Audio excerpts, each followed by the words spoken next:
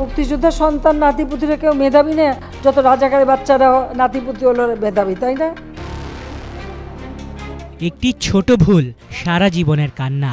ছাত্র জনতাকে রাজাকারের বাচ্চা সম্বোধন করে সেই ভুলটাই করে ফেলেছিলেন হাসিনা। এরপর বাকিটা ইতিহাস। আজ দানব হাসিনার কল্পিত মুখাবয়ব নববর্ষের দিনে দেশের মানুষের কাছে উপস্থাপিত হচ্ছে ফ্যাসিবাদের প্রতিকৃতি হিসেবে। আর তা নিয়েই আনন্দ শোভাযাত্রায় উল্লাসে মেতেছে সর্বস্তরের মানুষ।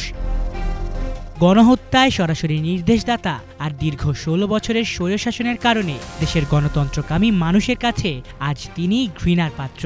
আর এ কারণেই এবারের আনন্দ শোভাযাত্রায় বিশেষভাবে প্রদর্শিত হয়েছে ফ্যাসিস্ট হাসিনার মোটিফ।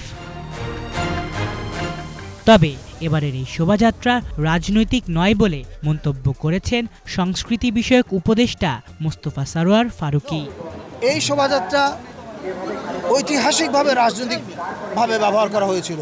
একটা নির্দিষ্ট রাজনৈতিক গ্রুপ তাদের প্রতিপক্ষকে ঘায়াল করার কাজে ব্যবহার করেছে। আমরা এবার শুধুমাত্র ফ্যাসিস্টের মুখাবয়ব ছাড়া, কারণ ফ্যাসিস্ট কোনো রাজনীতির অংশ না, সে সবচেয়ে বড় অশুভ শক্তি। এটা ছাড়া আপনি এখানে কোথাও আর রাজনীতির কিছু দেখবেন না। তবে হ্যাঁ, রাজনীতি কী আছে, বাংলাদেশের রাজনীতি, অর্থাৎ আপনি বাংলাদেশের সকল জনগোষ্ঠীকে দেখবেন। সে যাই হোক, নববর্ষের প্রথম দিনে সামাজিক যোগাযোগ মাধ্যমে হাস্যরসের শিকার হয়েছেন হাসিনা। কেউ তার বিকৃত মোটিফের ছবি পোস্ট করে লিখেছেন, আপা সত্যিই ফিরেছে আরও ভয়ঙ্কর রূপে, শুভ নববর্ষ। আরেকজন পোস্ট করে লিখেছেন, নানি ফিরে এসেছেন আরও ভয়ঙ্কর রূপে।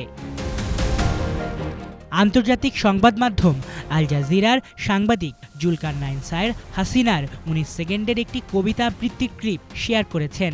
সেখানে আবার হাস্যরসাত্মক মন্তব্য করেছেন ফ্যাক্ট চেকার কদরুদ্দিন শিশির। তিনি লিখেছেন, ভাই এই অডিওটার সাথে আপার আজকের ছবিটা যোগ করে দিলে খুব যাইতো। এবারের বর্ষবরণ উৎসব আয়োজনে ছিল এক ভিন্ন আমেজ, যেন বহু বছর পর দেশের মানুষ স্বাধীনভাবে করতে পারছেন পহেলা বৈশাখ উদযাপন।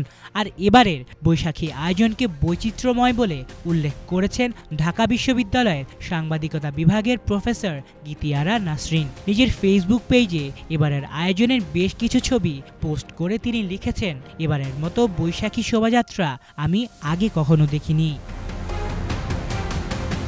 আলিফ চৌধুরী, বাংলা ভিশন, ঢাকা।